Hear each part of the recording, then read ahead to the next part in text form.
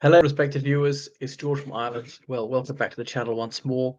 Today, the news came through that Moldova had voted yes to joining the European Union, but by a wafer-thin margin. In case you don't know, Moldova is a former Soviet republic sandwiched in between Romania and Ukraine.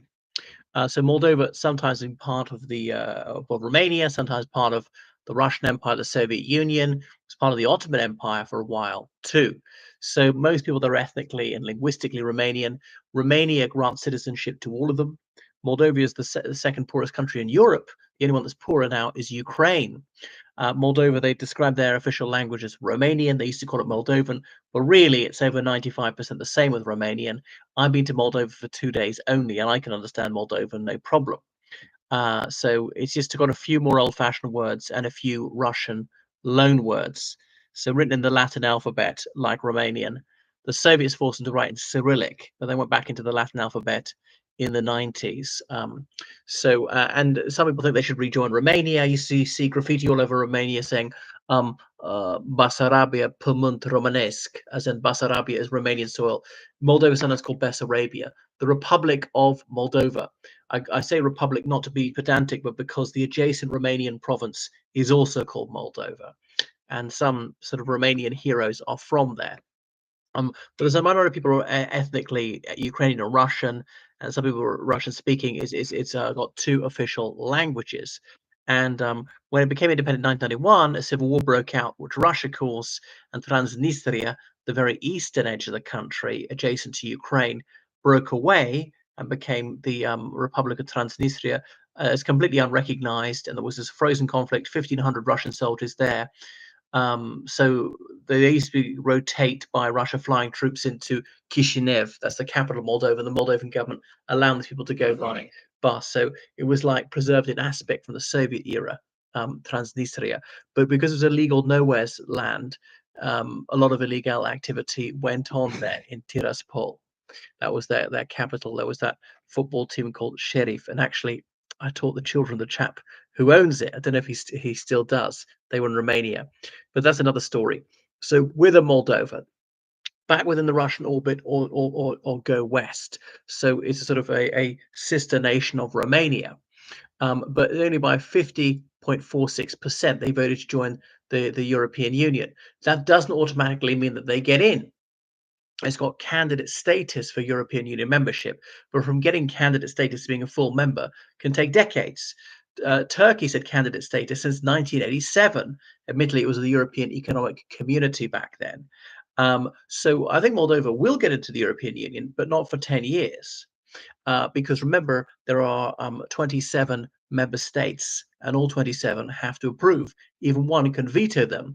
And then the governments of Hungary and Slovakia like throwing their weight around. So Moldova was subject to energy blackmail by Russia. They got most of their oil and gas from Russia, and Russia could switch the heating off in midwinter. And Russia gave them a taste of that sometimes by radically reducing their supplies to say, you play ball with us, you submit to us, or we'll freeze you to death. So Maya Sandu is their president. She's educated at Harvard. She's very Occidentophile. Right. So, but the one thing is, it's not, there's not a resounding vote in favor. Most people actually living in the Republic of Moldova voted no. It's the Moldovan diaspora that mostly voted yes. They've mostly claimed Romanian citizenship, not because they want to live in Romania that much. So they can go anywhere in the European Union or the European Free Trade Area, like Switzerland or Norway.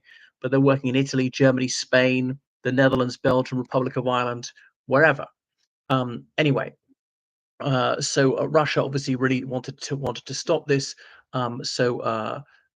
Ms. Sandu has been re-elected, incidentally, and they said that Russia was spending a lot of money to try and scupper this. But we know this is happening. They've been propagandizing, saying that this would be terrible. They mustn't do that. Russians are discriminated, mistreated. There's Ilan Shor, a gangster who's pro-Moscow, who was part of this enormous scale defalcation. Like over $1 billion, a considerable chunk of the national wealth was stolen in some massive fraud from a major bank several years ago. Ilan Shori's fled to Israel. Why on earth has Israel not extradited him? It proves what a gangster regime Netanyahu runs there. Okay, well, I'm not going to deal with that question at Bale right now. So that is a setback for Russia because they obviously want to keep it out of the European Union. They don't like democracy succeeding. They don't like freedom of expression, and they like to control it indirectly. And the Moldovans have suffered illegal occupation of their country, but they're not allowing the Russian troops to rotate in and out since the Ukraine war. So they've been stuck there for years. It was a high turnout. Yeah. So there's a more complicated by Gagauzia. There's some Turkic-speaking Christian ethnic minority there. So Miss Sandu, she won a plurality of the vote, over 42% of the vote, defeating the Socialist Party candidate since pro-Moscow, Mr. Stoyanoglu. I hope I pronounced it correctly. So yeah, there we go. But the European Union might not be convinced because it was won by such a thin margin. So Russia definitely doesn't want this to happen. Other former Soviet republics are European Union countries and are thriving. Their democracies are secure. Latvia, Lithuania, Estonia. If Moldova goes, that'll be another blow to Russian hegemony. Moldova wants to go that way, but sorry, not Moldova, Georgia was refused candidacy because they felt it was backsliding on democracy. So the European Union will give convergence criteria. You have to achieve this in terms of anti-corruption, independent judiciary, free and fair elections, a free media. You've got to be sort of economically some sort of an asset to us, and obviously do get subventions for a while. The idea that will boost you economically. Look at the Republic of Ireland work with us. Remember, as a child, there were the pigs. Portugal, Ireland, Greece, and Spain were the relatively poor countries within the European Economic Community, as it then was.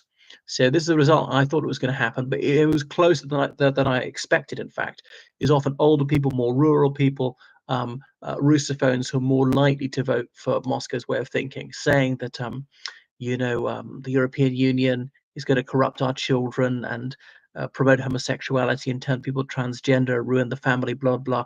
It's all a CIA plot. Note that Moldova is not a member of NATO, is not aspiring to join NATO. In their constitution, they must be neutral. But if Ukraine were to win, would Moldova be able to get the Russian troops out? So you either leave now or we're going to attack. But they don't want to go to war against Russia. But how would Russia get them? There's Ukrainian territory in between.